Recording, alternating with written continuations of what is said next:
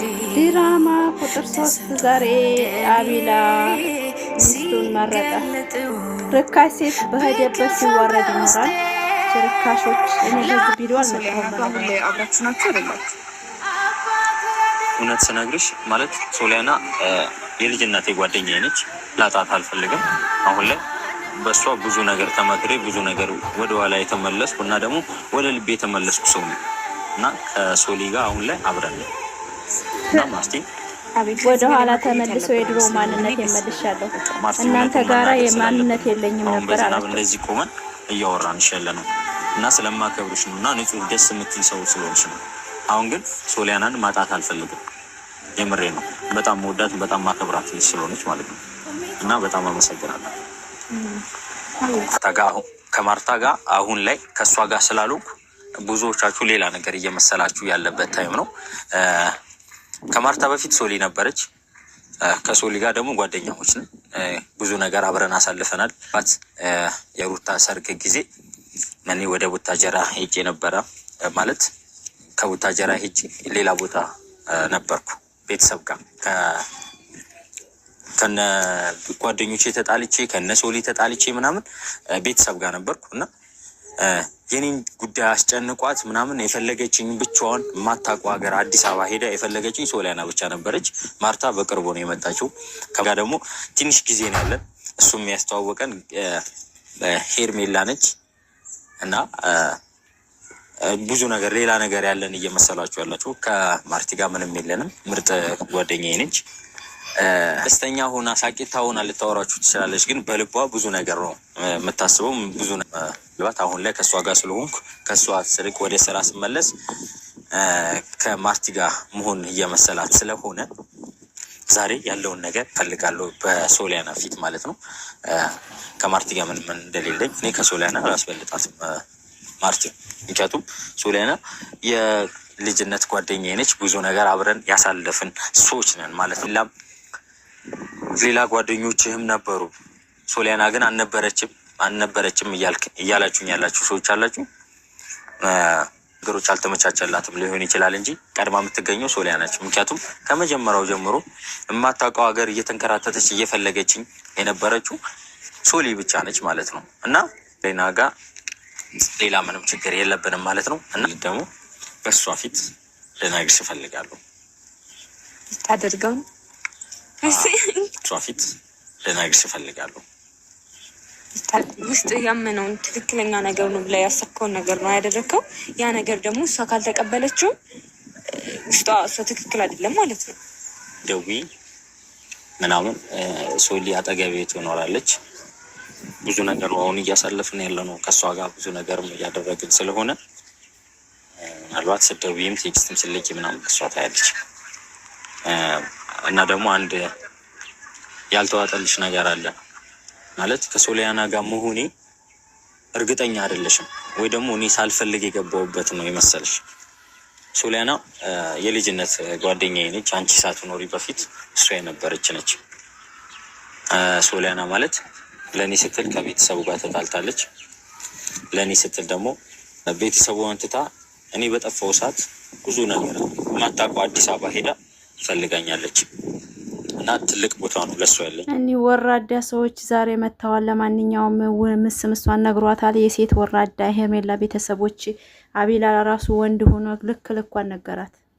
እኔ በዚህ ቪዲዮ አልመጣሁም። በነገራችን ላይክ ሰብስክራይብ አድርጋችሁ አበረታቱኝ። ሮችን ያለው ብዙ ነገር ሰማለሁ እዚህ ሚዲያ ላይ ግን ፋፊ አንቺ እኮ ህፃን አይደለሽም። አንቺ እኮ ትልቅ ሴት ነሽ። ከልጆችሽ ጋር ነው የምትዝናኒው ላይቭ ላይ እና አንቺ እኮ እያደሉም አንቺ እኮ ትልቅ ነሽ ሲሉኝ ወላሂ ፋሚሊ እናታችን ፋፊ መጣች፣ ታላቃችን ፋፊ መጣች ብለው ቶክቶክ ላይ ሲቀበሉኝ ማለት ነው በጣም ምርጥ በቃ የሆነ ነገር ይሰማኛል። ደስ ነው የሚሉኝ።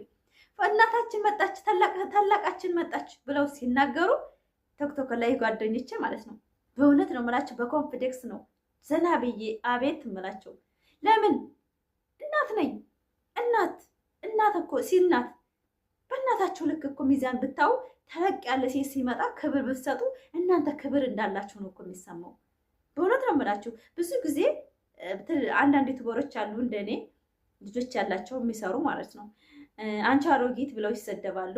እኔም እሰደባለሁ እኮ ግን ከኔ በላይ ያልሆኑ ናቸው እንጂ ከኔ በታይ የሆኑ አይደሉም የሚሰርቡኝ። ከኔ በታይ ያሉ ወጣቶች በእውነት ማለት ታላቃችን መጣች ፋፊ ብለው ነው የሚቀበሉኝ ማለት ነው።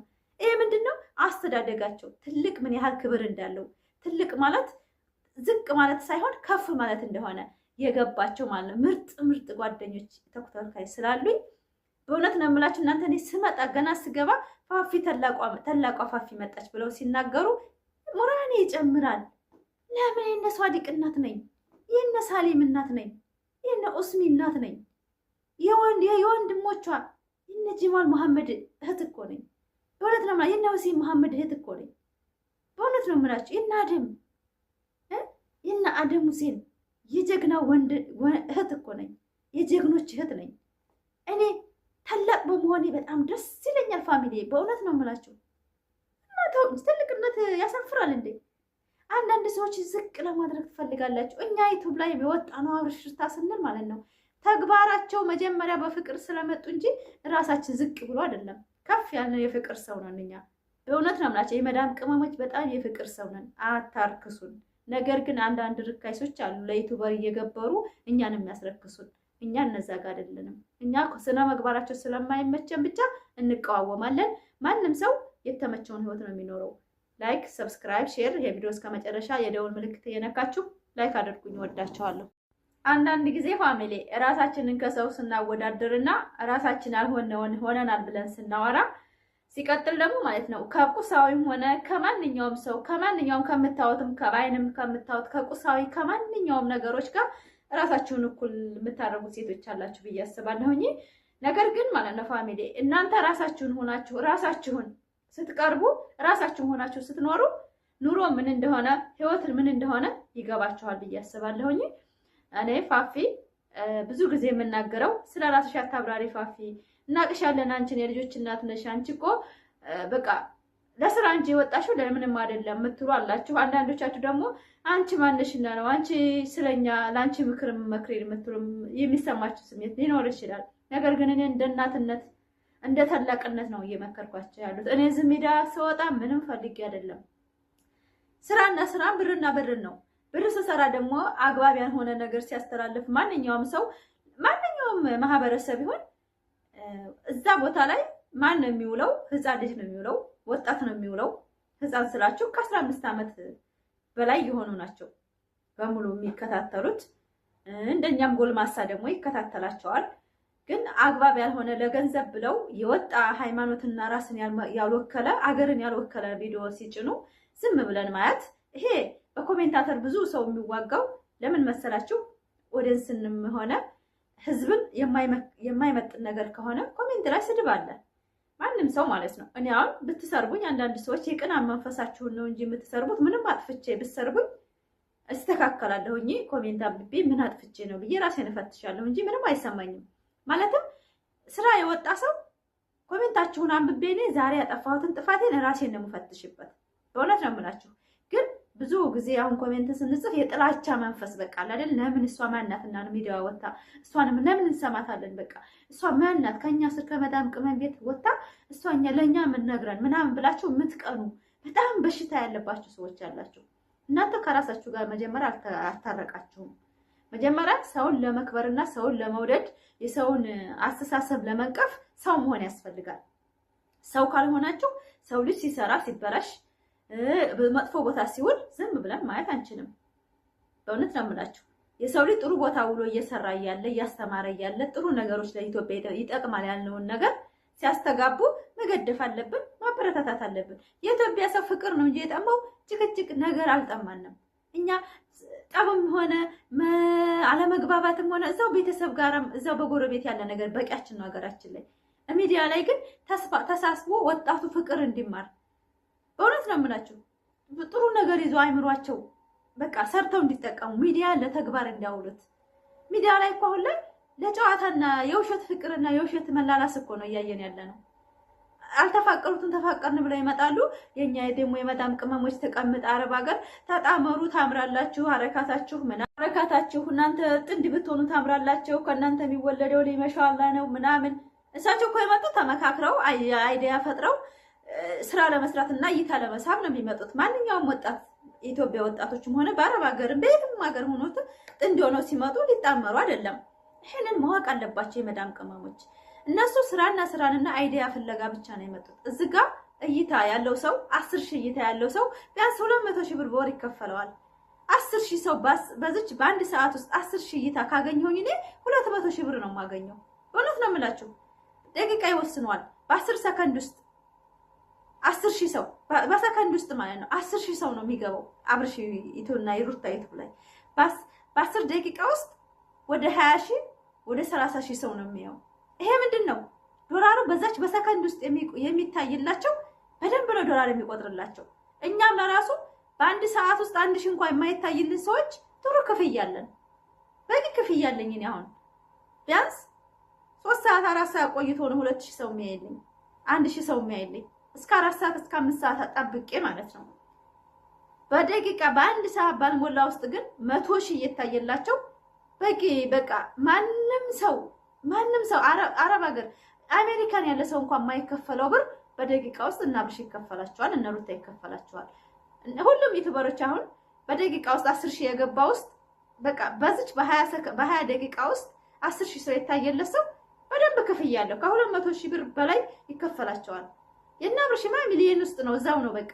በእውነት ነው የምላችሁ።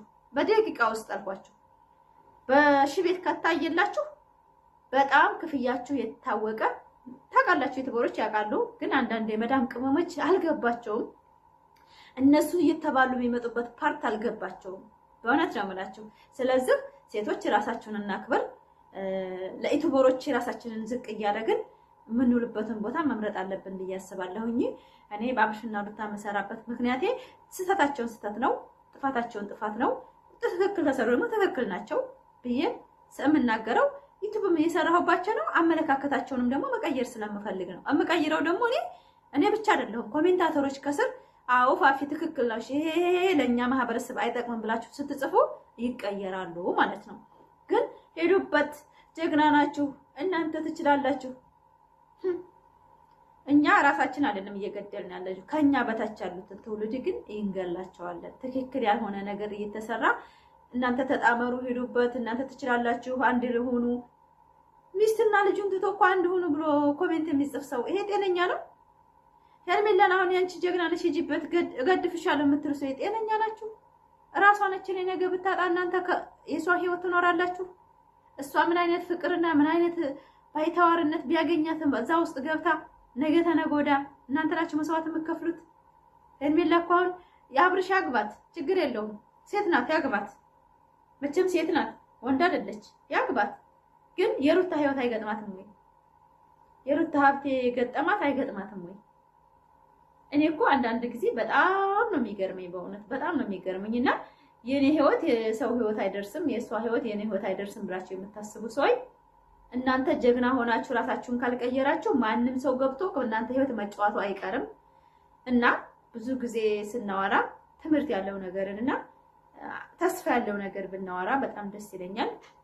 ላይክ፣ ሰብስክራይብ፣ ሼር ይሄን ቪዲዮ እስከ መጨረሻ አይታችሁ እኔ ፈታ ዘና ብዬ ነው የምመጣው እንጂ እንደዚህ በጭቅጭቅ ምናምን እንደዚህ አስተያየት የምሰጠውን ነገሮች በግልጽ እሰጣችኋለሁ። ላይክ ኮሜንት እያደረጋችሁ አበረታቱኝ። ትክክል አይደለሽም ፋፊ አስተሳሰብሽን ቀይር የምትሉ ካላችሁ ኮሜንት ላይ ማለትም ግልጽ ነገሮች ነው እዚህ ሚዲያ ስናወራ ማለት ነው እንጂ ዝም ተደባብቀን እንደ አብርሽ ተደባብቀን ሁሉ ነገር ማለፍ አልችልም። እኔ አልችልም።